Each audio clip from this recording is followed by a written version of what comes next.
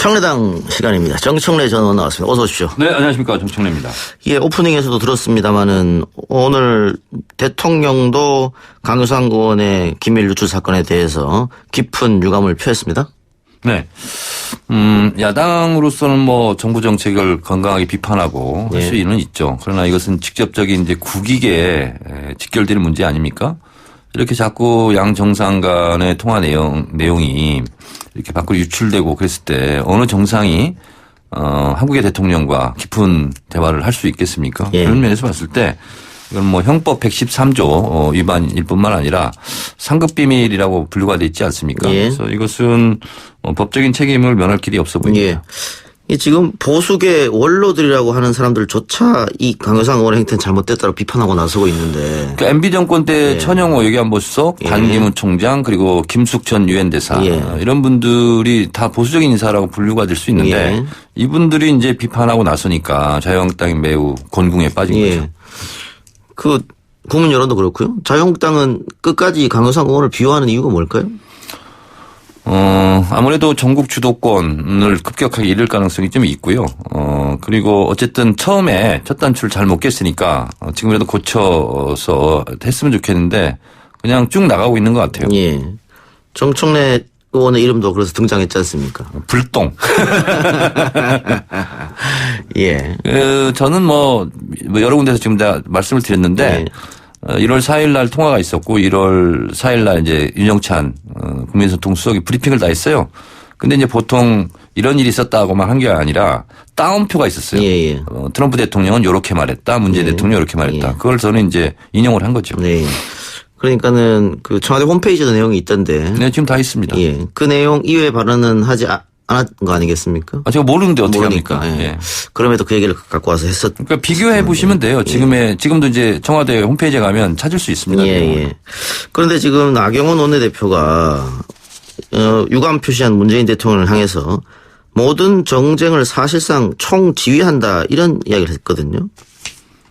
대통령으로서는 또 개인적으로는 본인이 미국 트럼프 대통령 한 부분이 지금 유출이 된 거 아닙니까? 예. 그리고 앞으로 또 트럼프 대통령하고 정상회담을 해야 되고 또 북미 정상회담 중재자 역할도 해야 되는데 자꾸 이런 문제로 이제 시끄러워지면 사실은 트럼프 대통령한테도 면이 안 서는 거죠. 예. 그래서 그 비판을 한 건데 이걸 가지고 정쟁을 사실상 총지휘한다는 느낌을 지울 수 없다.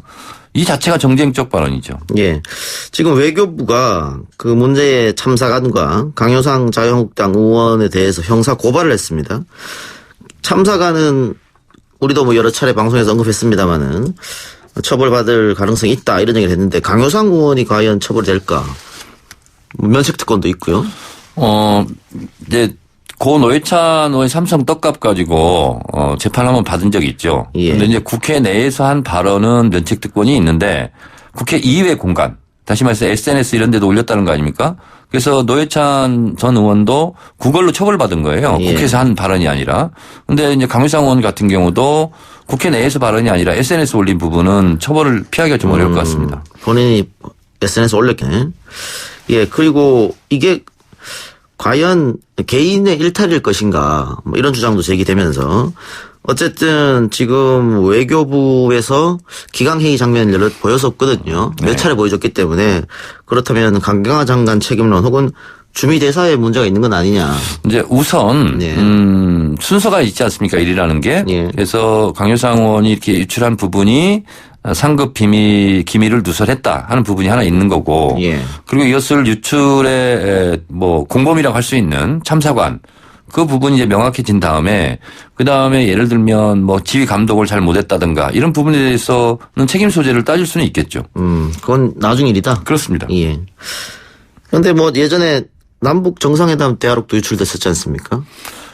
그러니까 2012년 대선 때 NLL 대화록 그 유출이 됐고 그리고 그거는 제가 이제 당시 정보위 간사라기 때문에 잘 알고 있는데 그때는 이렇게 된 거예요.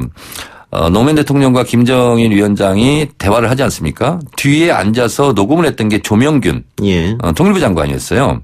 그런데 이 녹음 상태가 별로 안 좋았답니다. 예. 그래서 이 녹취를 잘 풀 수 있는 게 이제 국정원의 기계가 있으니까 국정원한테 녹취를 풀라고 의뢰를 한 거예요. 예. 그러면 국정원에서 그걸 다 전달해 줬어야 되는데 그걸 남긴 거예요. 국정원에서. 그래서 그것이 이제 새 나간 거거든요. 예. 그런데 결국 따져보니까 NLL 포기 발언은 없었다. 예. 이런 거 아니겠어요. 예. 대선 때 이제 악용만 하고. 예. 그 나중에 국정원이 그 녹취록을 짜집기해서 보내기도 했는데 그렇습니다. 제가 드리고 싶은 질문은 벌써 이런 식으로 두 차례나 외교 정상들 간의 대화 내용이 유출됐단 말이에요. 네. 그러면 다른 나라에서 우리를 어떻게 볼까 이런 생각이 좀 들어요. 모두에서 제가 말씀드렸다시피 그게 제일 큰 문제입니다, 지금. 그리고 어쨌든 정상 간의 회담은 30년 외교 비밀 문서로 이제 취급당하지 않습니까? 예. 근데 그것이 바로바로 이렇게 공개가 되고 한 문제는 대통령으로서도 굉장히 화가 날 겁니다, 이거. 미국의 면도 안 쓰고 말이죠. 면도 안 쓰죠. 예. 다른 이야기 해봅시다.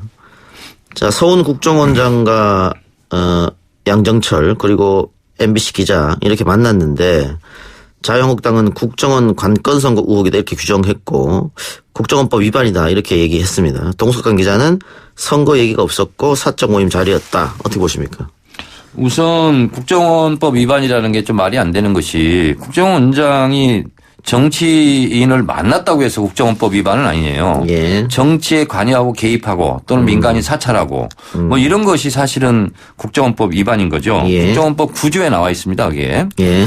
그런데 서훈 원장과 양정철 원장이 또 김현경 MBC 기자랑 만났는데 뭐 총선이라든가 정치적인 얘기 이런 얘기는 없었다는 거 아닙니까? 예. 그러면 다른 사람과 밥만 먹어도 국정원법 위반이라는 건데 그것은 과도한 주장이죠.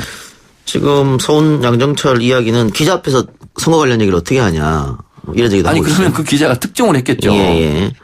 그런데 의원님 말처럼 국정원법 위반은 아니라고 본다고 하더라도 국정원장과 또 민주연구원 원장이 이렇게 만난다는 것 자체가 부적절한 거 아니냐.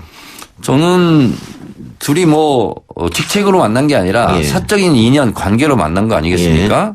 근데 따지고 보면 이런 거예요. 저도 19대 때 국회 정보위 간사를 하지 않았습니까? 그런데 국정원장들은 지난 정권 때는 다 호텔에서 만났어요. 예. 안가처럼 호텔을 정해놓습니다. 네. 그리고 거기 오고 그리고 이제 출입할 때 뭐 CCTV도 끈다 이런 얘기도 있는데 벌써 그런 게 없이 그냥 국정원장도 그냥 사적인 사람을 어쨌든 식당에서 일반 식당에서 만난다는 것 자체가 국정원이 상당히 뭐 힘을 뺐다고 그럴까 네. 민주화됐다고 그럴까 저는 이렇게 좋게 해석할 수도 있겠다는 오히려? 생각이 듭니다. 네. 근데 양정철 원장의 그 신분이라는 게 있지 않습니까? 지금 민주연구원 원장이기도 하고 네. 또 대통령의 뭐 측근이라고 복심이라고 불렸던 사람이고 더 조심해야 되는 거 아닙니까? 행동 거지에? 저는 뭐 글쎄요. 둘이 잘 아는 사이고 만나서 밥을 먹을 수도 있고 아니 저도 뭐 양정철을 만날 수도 있고 예. 저도 서훈 원장을 만나서 예. 밥을 먹을 수도 있는 거죠. 예. 근데 예를 들어서 어느 누구한테 기자한테 물어봤어요. 제가 국정원장을 만나면 그건 괜찮습니까? 그런 건 또 괜찮다는 예. 거예요. 그래서 물론 오해 소지는 있고 뭐 야당으로서는 공격거리가 이제 예. 생긴 것은 사실인데 예. 그렇다고 과도하게 해석해서 뭐 총선을 개입했다 어쨌다 뭐 총선 있지도 않은데 지금 그런 주장은 야당으로서 할 수는 있겠으나 국민들이 얼마나 그것을 받아들이겠습니까? 그럼 제가 이렇게 여쭤볼게요. 만일 정청래 전 의원이 민주연구원장에 새롭게 부임했다. 네. 그럼 만나겠습니까? 서훈 원장이 전화 오면? 만날 수도 있죠. 그래요? 저 같으면 안 만날 것 같은데요. 그래요? 네. 네. 괜한 오해 살까봐? 나중에 봅시다. 이렇게 할 것 같은데. 예, 알겠습니다. 어쨌든, 지금 이것도 이제 정쟁거리가 된 것 같아요. 지금 국회 정보위원장이죠. 이혜훈 의원이,